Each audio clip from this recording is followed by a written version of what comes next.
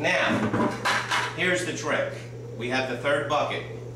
We have to make sure that that bucket is completely mixed before we add any of it into the demijohn. We have two completely mixed buckets in the demijohn. So we're going to open this up, and then we're going to use the other two buckets to mix the third bucket.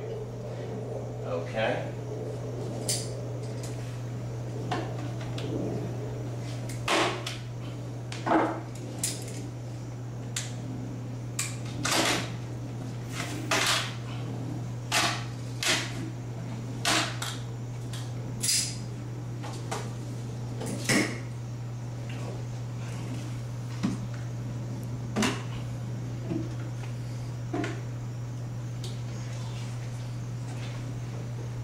Okay, we take our pitcher, and we're just going to run it down enough so we can get a good mix.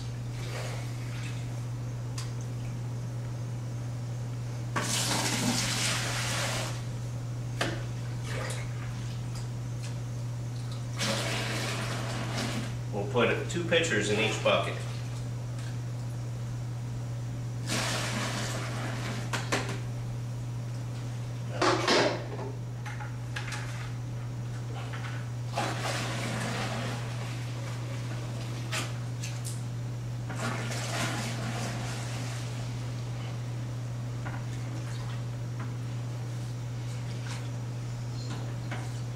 Okay, now you can see the sediment on the bottom of this pail. This sediment has to be equally mixed with the other 2 pails.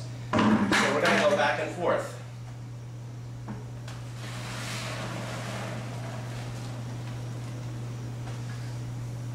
Okay, that one's clear.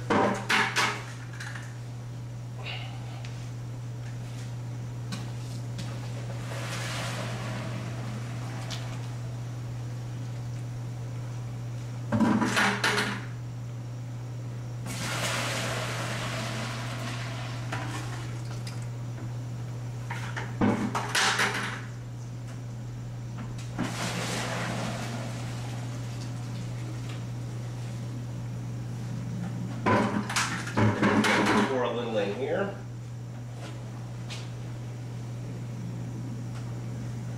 Pour the rest in here. So we're just going back and forth with the pails now to make sure that this is all equally mixed.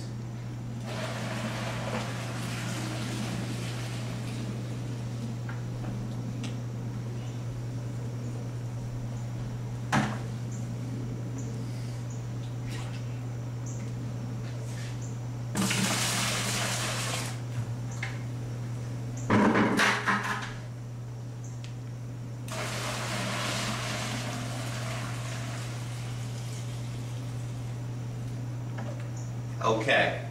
Now, what we're going to do is we're going to fill this demijohn up, and it's going to be 12 inches from the top. Okay, the reason why we're going to see, you can see it foaming in there now.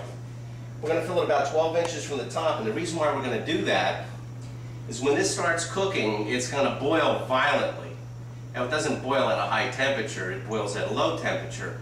That's the yeast eating the sugar, and that's when fermentation is actually taking place. If we fill this up to the top, and we put our fermentation lock on, in about a day or so, we'd have grape juice all over the floor. It'll blow right out of the top. So we have to allow it to settle down a little bit, and this is what we do.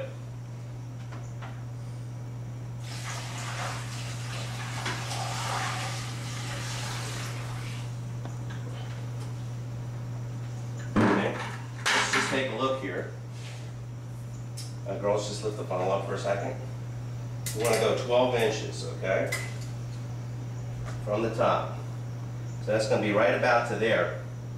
What you could do is take a little magic marker and you can mark it about right there. Okay, we'll put the funnel back.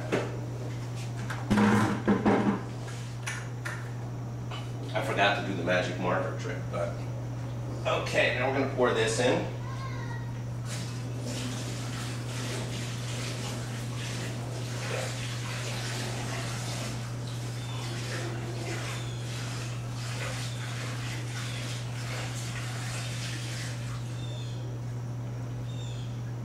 Okay, girls, just hit the phone for a second. Try not to drip. Drip, if you're gonna drip, drip on the towel. All right, 12 inches from the top, just a little bit more maybe. Okay, funnel back.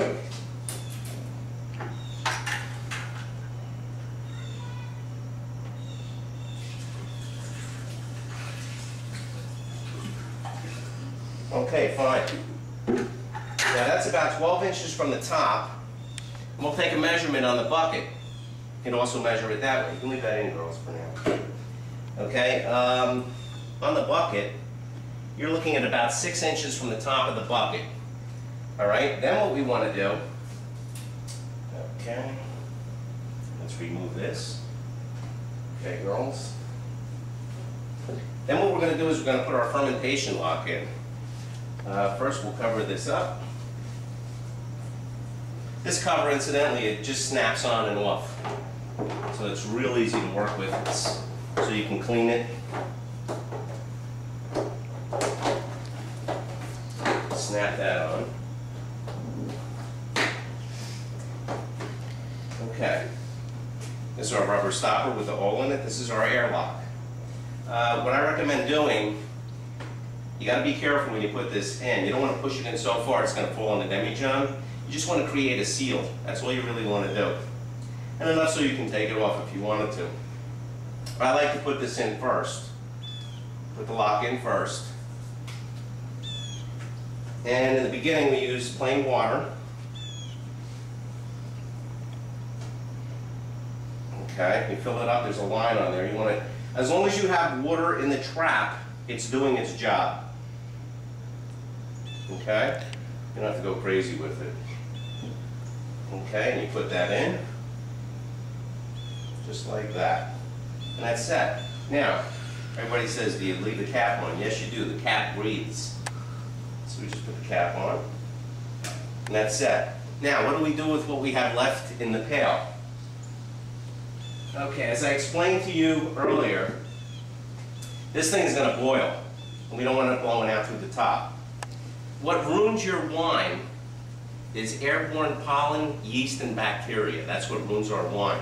By buying it like this, it eliminates a lot of the process, which will have your wine spoiled. We're eliminating that, and by coming in the bucket, having it come in the bucket, it's all balanced, it's done in the laboratory, the pH is correct, the sugar content is correct, and eliminates all those processes. What's going to happen is, as the yeast begins to eat the sugars in the wine, it's going to boil. It's going to boil violently. And when it does that, it pushes CO2.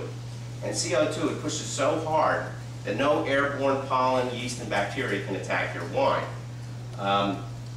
As this heats up, you'll see this thing boil. You want to always make sure that there's water in this.